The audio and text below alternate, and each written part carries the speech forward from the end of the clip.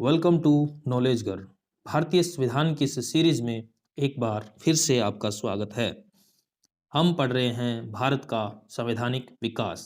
आज का हमारा टॉपिक है 1861 का भारत परिषद अधिनियम।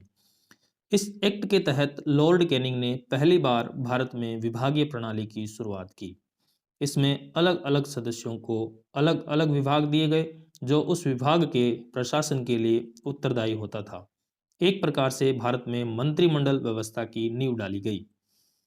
इस एक्ट द्वारा केंद्रीय कार्यकारिणी के सदस्यों की संख्या 4 से बढ़ाकर 5 कर दी गई।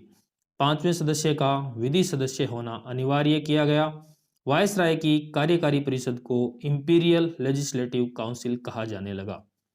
गवर्नर जनरल को अपनी परिषद में 6 से 12 सदस्यों की वृद्धि करने का अधिकार दिया गया। इन सदस्यों को वायसराय 2 वर्ष के लिए मनोनीत करता था।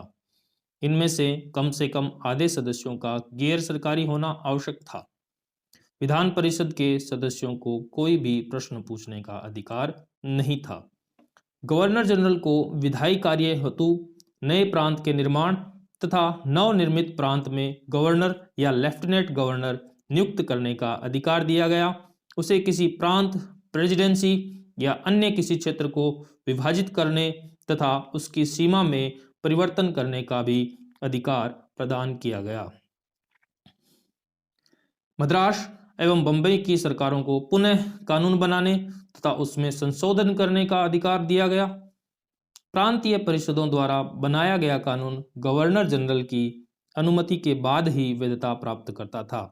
इस एक्ट द्वारा बंगाल, उत्तरी पश्चिमी प्रांत एवं पंजाब में विधान परिषदों की स्थापना की गई। आपातकालीन परिस्थितियों में वायसराय विधान परिषद की सलाह के बिना ही 6 माह के लिए अध्यादेश जारी कर सकता था। अध्यादेश जारी करने का कारण उसे भारतीय मंत्री को बताना आवश्यक था।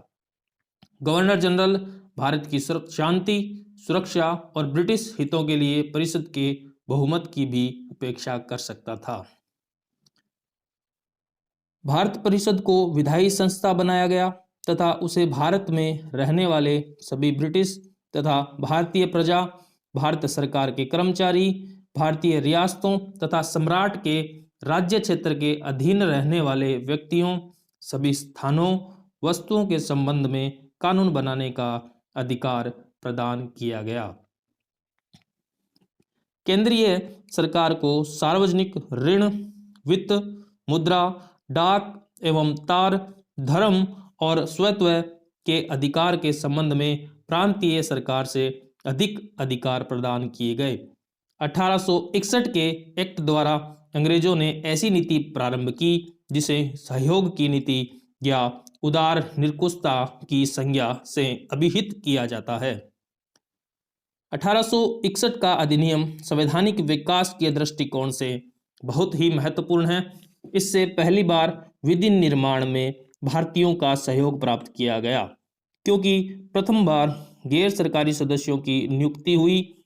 साथ ही इसके द्वारा बंबई और मद्रास प्रांतों में विधि निर्माण की शक्ति पुनः प्राप्त की गई। अन्य प्रांतों में भी विधान परिषद स्थापित करने की व्यवस्था की गई। इस अधिनियम ने केंद्रीयकरण के स्थान पर विकेंद्रीकरण की शुरुआत की। धन्यवाद।